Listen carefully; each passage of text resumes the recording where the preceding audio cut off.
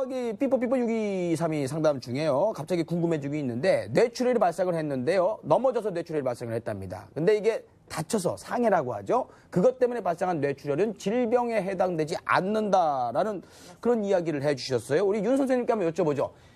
외상하고 저기 질병하고 이 뇌출혈 어떻게 차이가 있는 겁니까? 의학적인 관점에서 봤을 때 사실 외상성 뇌출혈과 그 자발성 뇌출혈 사이에는 크게 차이가 존재하지 않습니다. 뭐 증상도 비슷하고 그다음에 치료나 뭐 경과 과정도 비슷하게 흘러가거든요. 근데 이제 외상성 뇌출혈은 특히나 물리적인 어떤 충격이라는 명백한 원인이 존재하기 때문에 이것을 질병으로 사실 보는 거에 대해서는 이견이 많이 있을 수밖에 없고 질병으로는 잘 저희가 진단하진 않습니다. 아니 근데 이게 사실 보험을 들어놓은 사람 입장에서는 그 증권에 쓰여져 있는 뇌출혈이라는 그 단어가 중요하기 때문에 이 뇌출혈 딱 당했을 때 보험금 받아야 되는데 갑자기 이게 외부에서 뭐 다쳐서 이렇게 안 된다고 하면 이거 굉장히 중요한 얘기인 것 같거든요. 이거 꼭 얘기 뭐 짚어주셔야 되는 거 아닐까요? 이거? 맞아요. 그게 이 뇌출혈 진단비라고 되어 있기 때문에 네. 그게 가끔 분쟁이 종종 일어날 수 있는 부분입니다. 근데 내가 가입하는 보험 증서라든가 거기에 있는 제안서를 읽어보시면 뇌출혈 진단비 밑에 질병으로 인한 뇌출혈 진단 시라고 분명히 명시를 하고 있거든요. 그래요? 예, 근데 일반적으로 우리가 그 외상으로 인한 뇌출혈은 안 된다라는 생각은 미처 못 하시기 때문에 글자가 너무 또 네. 작기도 해요. 맞아요. 그 원래 설명 그 앞에다 뇌출혈 그렇죠. 이렇게 적어놓고 밑에 쬐까맣게 이렇게 안 보이게 해놓으니까 잘 네. 근데 제가 굳이 다른 어떤 좋은 팁을 하나 드리자면 우리가 진단비 보험을 가입하건 어떤 보험을 가입하건 가입하다 보면 상해 후유장애 보험을 같이 가입하는 경우가 있거든요. 대부분 그거는 가지고 계세요. 근데 뇌출혈로 인해서 그 우선 진단비는 지급되지 않지만요. 외상성으로 인한 뇌출혈이고 그걸로 인해서 후유장애가 남는 경우가 많아요. 후유장애가 남았다면 어찌 보면 뇌출혈 진단비보다 더 큰 돈을 후유장애 보험금으로 청구하실 수 있을 겁니다. 근데 그거는 반드시 미리 확인하셔야 될 게 내 보험 증서에 상해 후유장애 특약이 있는지 이런 것들을 확인하셔야 되니까요. 전문가들을 통해서 증권 분석을 받아보시는 것도 좋을 것 같습니다. 시청자 궁금증을 해결해드리는 삐뽀삐뽀 6232 여기서 마무리를 하고요. 사연 받아드립니다 해서 진짜 사연 만나보겠습니다. 저희 남편은 현재 퇴직 후 상가 경비원으로 일을 하고 있습니다. 전에는 회사에서 검진도 해주고 때가 되면 이것저것 다 챙겨줘서 그러려니 지냈는데 은퇴하고 나니 지금은 뭐 하나 남은 게 없네요. 그런데 얼마 전 남편이 아유, 몸이 좀 힘든가? 뒷목도 뻐근하고 가슴이 답답한 게네. 이상해. 하는 거 있죠. 남편은 심한 것 아니니 걱정은 하지 말라고 했지만 제 입장에선 궁금하잖아요. 그래서 우선 약국에 가서 얘기를 해봤더니 약국 선생님 말씀이 아버님이 연세도 있으시니까 혈압과 피 검사를 좀 해보실 필요성이 있겠어요. 흔히 고혈압일 때도 그런 증세가 있을 수 있거든요. 그리고 혹시 모르니까 병원 가시기 전에 보험은 잘 되어 있는지 확인해 보세요. 환자분들 오시면 보험이 없어갖고 애먹는 경우가 종종 있더라고요. 아셨죠? 친절한 약사 선생님 얘기를 듣고 병원에 가보긴 해야 하는데 보험이라고는 저희들 다 암 진단금 조금 나오는 옛날 암보험 하나만 가지고 있는데 60대 남편이 만약 고혈압으로 진단을 받게 되면 지금 가지고 있는 암보험만으로 소용이 없는 거겠죠? 그쵸? 아, 이게 바로 100세 시대의 그늘이라고 하죠. 은퇴는 하셨는데 생계는 이어가셔야 되니까 또 일을 계속하고 계시는데 몸에 이상이 드러나기 시작하고 말이죠.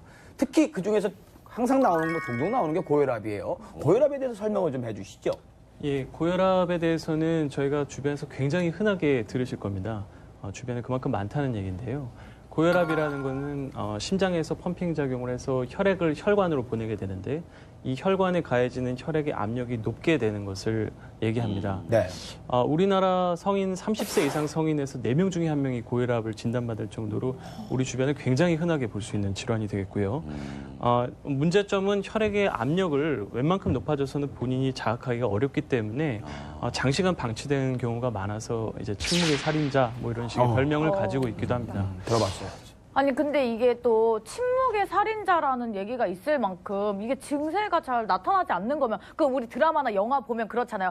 뭐 그래가지고 이게 거의 그 고혈압이신 거잖아요. 그렇죠? 그러니까 이게 근데 증세가 이제 바로 보이지 않고 이렇게 막 화를 내고 이렇게 윽박 지르고 이렇게만 보여지는 거라면 좀 알 수 있는 그런 자그마한 증세가 뭐가 없을까요? 이제 고혈압은 사실 증상으로 진단할 수 있는 병은 아니기 때문에 증상만으로 고혈압을 얘기하기는 어렵지만 그래도 몇 가지 이제 증상에 대해서는 알고 계시는 것이 좋겠습니다. 아까 사연자분이 주신 증상도 고혈압하고 좀 관련이 있는데요. 첫 번째로 좀 말씀드리고 싶은 것은 전신 피로감인데 전신 피로감은 상당히 이제 비특이적인 증상입니다. 그래서 많은 질병하고 연관이 있을 수 있어서 꼭 고혈압과 연관이 있다고 말씀드리긴 어렵지만 실제로 혈압이 올라가게 되면 심장에서 피를 짜내는 힘이 약하게 되면서 혈액순환이 잘 이루어지지 않을 수가 있습니다.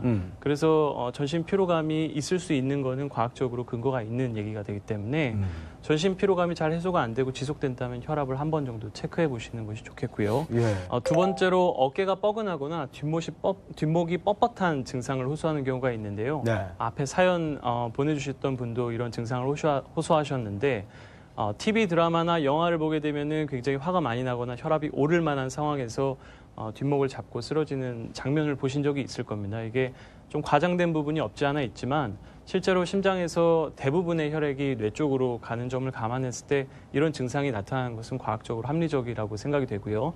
실제로 혈압이 많이 올라갔을 때 이런 증상을 호소하시는 환자분들이 종종 있습니다. 그래서 이런 증상이 있을 때 혈압을 반드시 확인하시는 것이 필요하겠습니다. 피로는 간 때문인 줄 알았는데 이게 심장 때문일 수도 있다라는 아주 놀라운 이야기 또 들었고요. 어쨌든 저는 두 가지 다 해당이 됩니다. 전신피로에다가 항상 여기 빳빳하고 이게 뒷목도 이렇게 가끔 이렇게 꽉 빡빡해 오는 그런 느낌이 들기 시작했는데 말이죠. 혈압을 재보셔야 됩니다. 예. 또 다른 증세 이거면 심장을 의심해라. 뭐가 있겠습니까? 또 다른 증상으로는 이제 두통이 있을 수 있는데요. 두통이 너무 심하면 통증 때문에 혈압이 올라갈 수 있지만 반대로 이제 높은 혈압 때문에 두통을 호소하시는 경우 있을 수 있습니다. 그래서 그 전에 없던 양상의 두통이 생기거나 두통이 너무 오래 지속되는 경우 혈압을 반드시 한번 확인해 보셔야 되겠고요. 네 번째로는 호흡곤란을 말씀드리고 싶은데 호흡곤란은 주로 이제 심장이나 폐에 있는 문제가 발생할 경우에 동반될 수가 있는데 혈압이 지속적으로 높은 상태가 장기간 방치되거나 또는 어떤 특정 이유 때문에 혈압이 굉장히 많이 상승하는 경우 심장이나 폐에 문제를 일으켜서 심부전 또는 폐부종과 같이 호흡곤란을 일으키는 질병을 일으킬 수가 있습니다. 근데 선생님 설명을 듣고 나니까 우리 윤 원장님께서는 설명을 매우 조근조근 이렇게 해주셔서 절대 고혈압은 앞으로도 평생 없으실 것 같고요. 근데 왜요? 근데 이게 저혈압이 심하게 올 것 같아. 예, 너무 조근조근 하셔서 저 같은 사람이 사실 고혈압을 조심해야 되거든요. 그러면 이게 증상 자체가 어떻게 보면 다들 좀 공감하지 않으세요? 저는 늘 항상 어깨도 아프고 나 지금 피곤하고. 설명 들으면서 어깨 막 주물렀어요. 그러니까요. 네. 근데 이게 너무 흔한 증상이어서 사람들에게 듣고 시청자 여러분들도 다 공감하실 것 같은데 그런 거 말고 정말 이게 고혈압이다 이렇게 딱 알 수 있는 정말 그런 특별한 증세를 얘기해 주실 만한 건 없을까요? 이제 이게 고혈압이다라고 할 만한 특별한 증상보다는 꼭 알아두셨으면 하는 중요한 증상이 있습니다. 지금까지 말씀드린 증상들도 모두 중요한 증상이긴 한데 특히 가슴 통증에 대해서 말씀드리고 싶은데요.